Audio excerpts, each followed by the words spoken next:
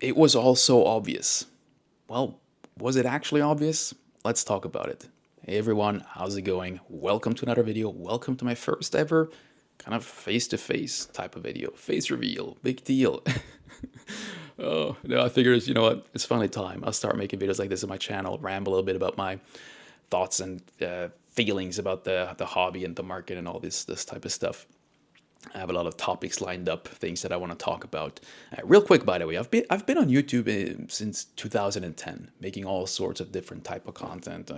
I started with gaming videos, first in English, then in German, different channels, obviously. Then I did outdoorsy type of content in German, some survival content in German. Then I made videos about Japan, blogs in Japan in 2015, 16, 17. Those Japan videos are still up on YouTube. They're still public. Actually, funnily enough, some people found those videos that know me from Pokemon. That was kind of funny. But yeah, they're still out there. So I've been on YouTube for a long time. My face is out there. This isn't a big deal to me. I just finally decided to start making this type of content on this channel. Kind of okay with doing it in Pokemon, in the Pokemon space. And also, I finally recently moved to my new Kyoto countryside house, and I have a bit more of, let's call it, an aesthetically pleasing background, not my tiny little Tokyo apartment. You know, here we are. Let's get into the topic. So I got a few examples for today's video. Kind of, items that I want to use as examples for today's topic. It was also obvious. If only. I wish I had done this. I should have done this. What if? Hindsight 2020 type of thinking. Also, selling stuff. Shouldn't have sold that card. Should have held on to it for much longer. I wish I didn't sell that box. Right? This type of thinking, this type of, we call it negative thinking about past decisions. When markets go crazy, like they are doing right now, this type of thinking surfaces, and you start seeing it a lot more in YouTube content. You start seeing it come up a lot more across discords. People always kind of saying these things. And today I want to talk about two things. First of all, I want to talk about why this type of thinking is bad. And then I want to talk about why things weren't actually obvious back then, and why your decisions, you know, the reasons why you didn't do something were probably valid and probably good decisions. Yeah, that's what I want to ramble about today. First of all, why are these thoughts bad, negative? I think, first of all, I think it's just generally a bad way to think about or feel about your past decisions. If you constantly question your past decisions, long term, that just can't be healthy for the brain. It's as basic as that. It's obviously good to reflect on your past decisions, and this goes way beyond Pokemon, obviously. It's good and important to reflect on your past decisions. But in this space, if you're constantly questioning your past decisions and always thinking about these regrets you're having, oh man, if only, long term, that can't be healthy. Also, the second reason, I think for some people, depending on your personality, I think it can be dangerous. I think it can lead to FOMO. I think it can fuel FOMO. Thinking about the Japanese market in 2023, a lot of people spend a lot of money on Pokemon cards, Japanese Pokemon cards. I mean, there were people buying five-figure cards that are today worth $1,000. They lost a lot of money. And a lot of people bought those cards because of FOMO. This is the last time I'll be able to afford this card. You know what? It's probably going to continue to just go up. And that type of thinking or that reasoning is maybe, subconsciously or something, indirectly fueled or kind of driven by these general feelings we have towards past decisions, examples of things that we missed out on. And so for some people, I think it can be very dangerous because it can lead to FOMO.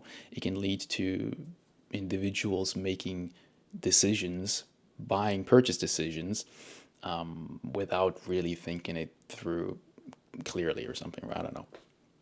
So those are the reasons why I think this type of thinking is bad. It's unhealthy for the brain, and I think it can be dangerous. It can cost you a lot of money. And I need to constantly remind myself of this as well. In a way, I'm making this video to hold myself accountable. I also have those feelings. Well, man, if only, should have done this, wish I had done that, right? But I'm using these examples today to demonstrate why sometimes those past decisions were actually good decisions. Actually, not just sometimes, frequently.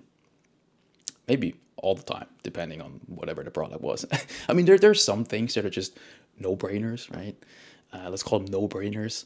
If Pokemon Center Japan has a Japan exclusive card in a lottery, just enter it. That's about as no-brainer as it gets. But a lot of decisions are not no-brainers, and in hindsight 2020 might feel like they were no-brainers, but really they weren't. Example number one: Terrestrial Festival EX. This box was readily available for pre-order for about a month and a half on the Japanese Pokemon Center online. 5 boxes per account per week for a month and a half. You could have pre-ordered 30 boxes. Now, some people pre-order more because they have multiple accounts. Maybe that's a topic for another video. It can get pretty spicy there. I had some interesting discussions with people about that recently, but that's for another video. But yeah, so 5 boxes per week per account for a month and a half, 30 boxes. And a lot of people did pre-order those 30 boxes, their limit, right? Especially people who had margins already kind of built in automatically, the quick flip type of stuff. But a lot of people didn't pre-order 30 boxes, including myself. I ordered 5 boxes. And when the set came out, the price shot up. Like, it tripled basically overnight.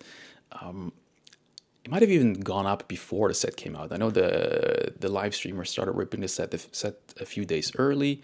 Then I think the day before release, it went out of stock on the Pokemon Center online, or they took the pre-order down. And that's around the time when it shot up in price to about triple.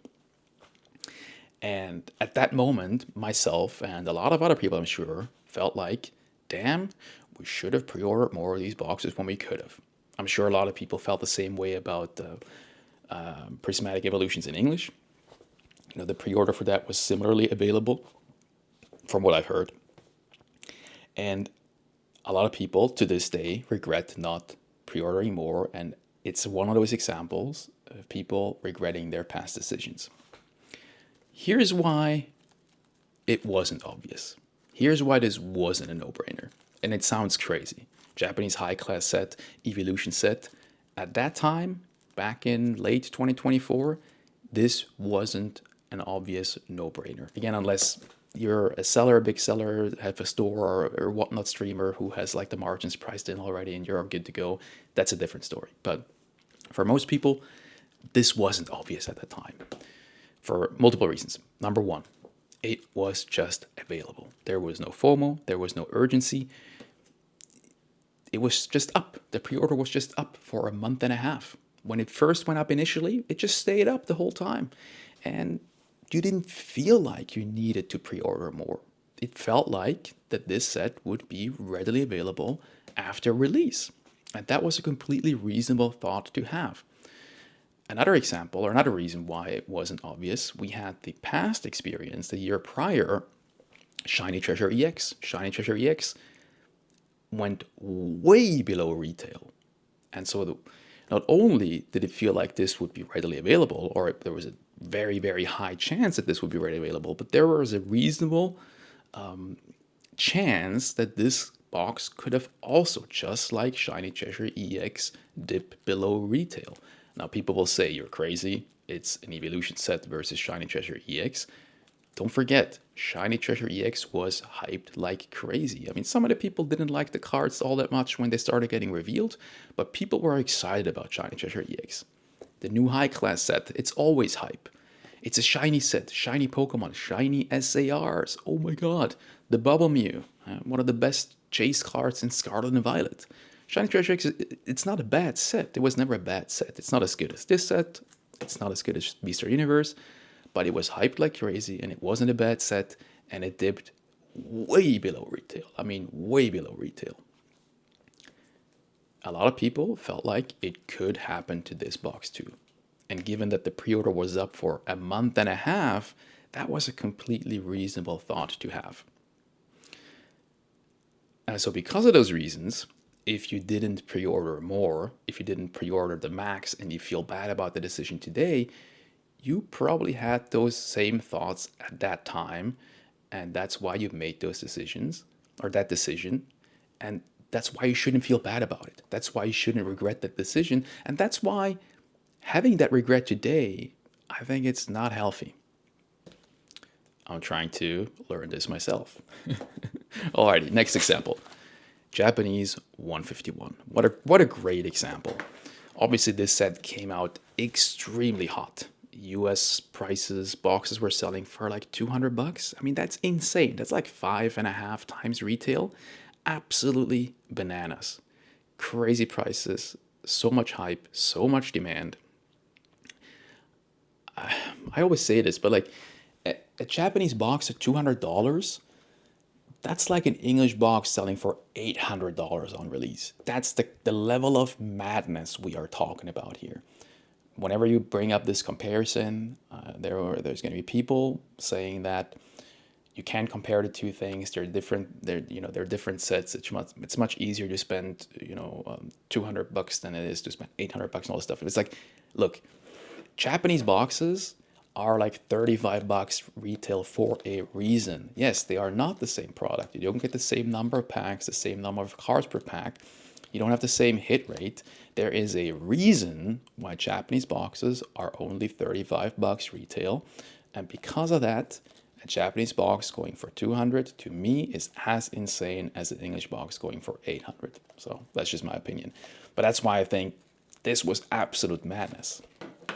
Of course, there's, Japanese boxes, you have international shipping, so you have to factor that in as well. So whatever, right? You get the point. And it stayed hot. The sets stayed hot. Even though we had the made to order window, those boxes were being shipped to people throughout the fall of 2023. It stayed expensive. And then sometime in early 2024, Pokemon Japan announced the reprint. And the announcement news alone caused the price to go from, I think, around 22, 23,000 yen in Japan down to about 15-ish thousand yen, almost overnight. Just the news of a reprint. You see how fragile this whole market and the situation with this set was. And then, sometime later, the reprint started to hit the stores. And initially, that first wave, when it hit the stores, there was a mania, there was a craze. Everybody wanted the 151 reprint box at retail, obviously. And you had a near zero chance of actually getting one of those boxes. It was one of those right place, right time, you got to follow the Twitter accounts like a hawk type of situation. It's pretty much what I expected would happen with that reprint. But then something happened. Something changed. The boxes, they just kept coming. More and more and more and more. And oh, by the way, also, I think for a lot of people, I think in general, for people who aren't in Japan, on the ground in Japan, it can be hard to grasp these reprints in Japan. Even if you're directly connected to someone in Japan, unless you're on the ground in Japan, it can be tough to really grasp these reprints. These boxes, the reprints, a lot of this stuff went through the department stores, the convenience stores, the physical Pokemon Center got a lot of it. Pokemon Center Online, they had a 10-pack per account per week limit for a few weeks. The card stores did get some allocations, but most of the stuff went through the department stores and the physical Pokemon centers. And it's one of those things where unless you're in Japan and experiencing that firsthand, you can't really grasp the extent of that reprint. But the boxes just kept coming. Seemingly an endless, infinite supply. And there was no pattern to it. A department store would sell out, the next day they'd have more, they'd sell out, 4 days they'd have more, sell out, 3 days they'd have more. Pokemon Center, same thing. They'd be in stock for 4 days, sell out, oh, that's it. Nope, 7 days later, a week later, more boxes. And it just kept going. It just kept going, more and more and more and more boxes. And as well, significantly, pretty generous per person limits. I mean, one of the department stores that I went to, this was Big Kamera Shinjuku Higashi, so East Shinjuku. This is downtown Tokyo, middle of one of the busiest areas of Japan. 3 boxes per person limit. Pokemon Center DX near Tokyo Station, I went there once, 2 boxes per person limit. These boxes were available, readily available at reprint, and more just kept coming. And whenever you thought they were done, more would come. And I think the sealed box price on the secondary market went down to around 7,500 yen ish. That's kind of the low that I remember. I haven't had checked the charts in a while. I don't do that anymore. I think it's boring. But yeah, 7,500 yen was kind of the low, the bottom. And of course, a lot of people were buying at that price, but a lot of people didn't buy at 7,500 yen. And that's example number two. Why not buying at 7,500 yen isn't a decision you should feel bad about.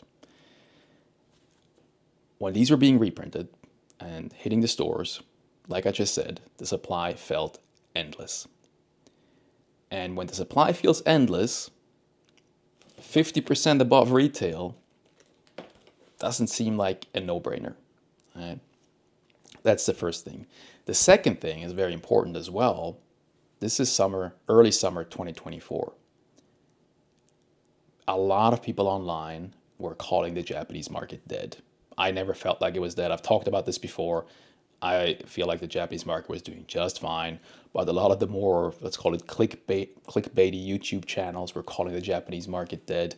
Nobody cares about it anymore. Nobody wants it. You can't sell it. Nobody's buying it in the West. That type of stuff. You heard a lot of this in 2024. And it was because the market had corrected big time compared to 2023. Prices had come down across the board big time. People had lost a lot of trust, a lot of faith in Japanese product around that time during the 151 reprint. So in that context, within taking in that context, at that moment in time when people had lost so much trust and faith in Japanese product, getting a seemingly endless supply of this product, 7,500 yen isn't an obvious buy. Some people will say it's Japanese 151. Doesn't matter, 6,000 yen, 7,500 yen, 10,000 yen. Doesn't matter long term. It's just going to go up. I was like, okay, well, that's missing a lot of nuance, a lot of important kind of information as well. Like, yes, these could have gone down to 6,000 yen, absolutely. People might say that's only 1,500 yen difference. That's nothing. Well, if you buy a lot, then it adds up. That's the one thing. Kind of something to keep in mind, but also how are you using your money? It wasn't guaranteed that these were just going to shoot back up in price immediately. Some people say it was obvious. It wasn't obvious. Pokemon Japan could have printed so much more of these boxes and they would have sold just fine. You could have bought at 7,500 yen, and even if that had been the bottom, you could have been stuck at 7,500 yen, at a 7,500 yen market price for 2 years or 5 years. That could have happened. Right? So it wasn't that obvious, in my opinion, at least. People had lost a lot of trust in the market. The supply was seemingly endless. And then as well, people were thinking about the PSA submissions. All these reprint packs are getting ripped. These reprint chase cards are getting pulled, being sent to PSA. There's a bit of a 1-2 month lag and until they start coming back, and then it's just more week after week after week, more tens. How is that going to affect the booster box price long term? Is the Japanese market going to recover? Nobody knew we could go right back into another hype cycle that we're in right now. So if you didn't buy this box at 7,500 yen, you probably had your reasons, and you probably made a good decision not buying more. Was buying at 7,500 yen the riskiest play ever? No, it probably wasn't, right? But you shouldn't feel bad about not buying it at that time. I picked up a few boxes that I found at retail. I bought a few online at different price points. I only have a few. I don't have that much. It's like, that's probably another topic for another video. Investing, collecting. I think there's a lot of overlap. A lot of people are doing a bit of both. I consider myself someone who leans more towards the collecting side of things, and because of that, I don't need that much of one product to be happy with what I have. I'm happy with how much I paid and whatever, right? But yeah, obviously, those thoughts, damn, probably should have bought more, right? But nope, I gotta stop thinking this way. There's a reason why I didn't buy more, and those reasons were good. And actually, that leads me kind of to the last point of today's video, is people don't have infinite money. Most people watching this video, we are picking and choosing. What are we buying? How are we spending our money? Whether it's our personal real life money or whether it's our Pokemon hobby fund money, whatever it is, we have to pick and choose. Right? And when these options are available, again, keeping in mind the market sentiment at that time and all the little nuanced information, the context of what was happening at that time, we are probably looking at other things that we would rather buy instead. And sometimes those other things are really good decisions. And I picked up this card out of my little drawer for a reason. It's a good example. I think it's a really good example. I bought this card in, I think it was November. I think it was late November 2024 for, I think, somewhere between 14 and 15,000 yen. I'll throw up a screenshot, the Mercari listing. And this was during the the pre-order window period for Terrestrial Festival. So 15,000 yen, that's equivalent to 3 boxes of Terrestrial pre-order. But I bought this instead. I was picking and choosing, what do I buy? How do I spend my money? And I had already pre-ordered 5 boxes of Terrestrial, which was enough for me, again, thinking that it's probably going to be readily available, that it could even go below retail. But this card stood out to me at the time. 15,000 yen just seemed like a good deal. I didn't buy this as an investment. I bought it for the collection. I had owned it before in a lower grade. I had owned it multiple times. In raw condition, I have a couple more raw that I'm bringing to Switzerland this time around. But I just wanted one in a 10. And 15,000 yen seemed like a good deal for what this card cost. Raw, in gradable condition, if you can even find it. And adding on the grading fee and all that stuff, right? It just seemed like a good deal for this card, and I wanted to add it to the collection. So I bought it. I bought it instead of pre-ordering more Terrestrial Festival. And anyone who's been following the market will know that this card has gone absolutely bananas. Now, to be honest, I think it's being affected by the recent shield bidding crap. I don't think it will stay at these prices indefinitely. I do expect this card to come back down. I can't imagine people will pay this much forever. But at the moment, it's going absolutely crazy. And that's an example of picking and choosing. And I use this as an example because I bet you oftentimes we pick something instead that turns out to do really well. I couldn't have predicted this card doing so well. That's pure luck, pure chance. I just bought it because I thought it was a good deal, like I said. But if you put in a lot of thought and you do your research and you know enough about the hobby, chances are some of those things you pick instead do well. Whether you are a collector who wants a good deal or looking for value, whether you're an investor or someone who buys and sells, doesn't matter. I think this applies to everyone. And it's important, I think, to focus your mindset, focus it on the things that ended up doing really well. I think that's a healthier way to think than to just constantly regret, oh, I should have pre-ordered one of these boxes.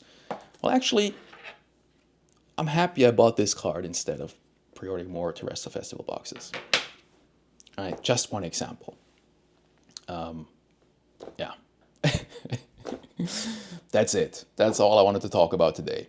I hope it was an interesting video. It's late at night, so sorry if I stumbled over my words a little bit here and there. But yeah, I intend to do a couple more of these. I have a few topics lined up. I might do one more from my home here in Kyoto. I might do one in Switzerland. I'll bring my camera gear to Switzerland. Maybe I'll hike up a mountain and record one of these on top of a mountain. That would be kind of funny. Let me know your thoughts down below. Do you have those feelings as well sometimes, or maybe too often? And what's your opinion on my kind of thinking behind this stuff, or my kind of my explanation of why I think things aren't obvious or whatever? Yeah, if you enjoyed the video, please leave it a thumbs up. Thank you very much for that, and I'll catch you in the next one. Bye bye.